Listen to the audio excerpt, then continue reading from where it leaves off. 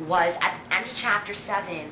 Well, chapter 7, she does the research on vampires and decides that nothing makes sense. Like, there's only like 2 cases where vampires are incredibly strong and like where all the things kind of fit, and even then there's some things missing that just don't fit. So she gets discouraged and turns the computer off and goes outside to read and falls asleep. Now, this is my thing with chapter 7. This makes me excited. When she wakes up and Charlie's pulling in the driveway, she says she has like an overwhelming feeling that someone's there watching her. Now, we'll find out in like 2 chapters later that Edward actually was back from his little trip. In Midnight Sun now, is it going to be that he actually was there watching her sleeping?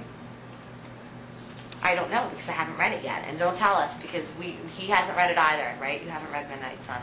No, I haven't read a I single thing. haven't either. Okay, I skimmed through a little bit of it. I read the first chapter because that was on her site for a really long time, but I have not read anything. I just have not been able to bring myself to do it yet. But that, like, there's all those moments that makes me excited to read Midnight Sun. Twilight from Edward's point of view, for those of you who don't know. And because, like, was he there? Was he watching her sleep? Like, that's interesting to me. So we'll have to do a Midnight Sun review when we both get done reading it. Yeah, whenever exactly, we get to it. whenever we get to it. Okay, chapter 8 is Port Angeles. And like for my notes, I put enough said because I love that chapter. That's the chapter where she gets harassed by the guys. She goes for the trip to Port Angeles with her friends. And they're dress shopping, and she wants to go to a bookstore, can't find the bookstore, gets lost. These guys try to harass her, and Edward comes and saves the day, and I love it. I just enjoyed that chapter. I love, like, he's all angry, and he's like, get in the car, and he's all mad at her because she got him worried. Like, he was worried. See, I don't remember. Does he try to tell her that he was just there and saw her? No, he won't. He won't admit because one of the questions when they go to because they end up going to eat, and one of the questions that she has for him, the first one is, "What are you doing in Port Angeles?" And he says, "Next." And she's like, "But that's the easiest one." And he's like, "Next." He won't answer it. All right. So that's in English now. That's chapter 8, Port Angeles, and chapter 9 is the ride home, which is theory. She's asking him in so many roundabout questions, like, if someone could perchance read minds, how would that work? And he answers it in like, what is that? Like, that's like a third person type questioning. Where, you know, he's like, well, if it did, you know, the person would be, and then he just, like, sighs, and he's like, oh, only you could get into trouble in Port Angeles. And it's just pretty much that whole chapter, theory, is just about, like, her poking and prodding and him answering her questions that...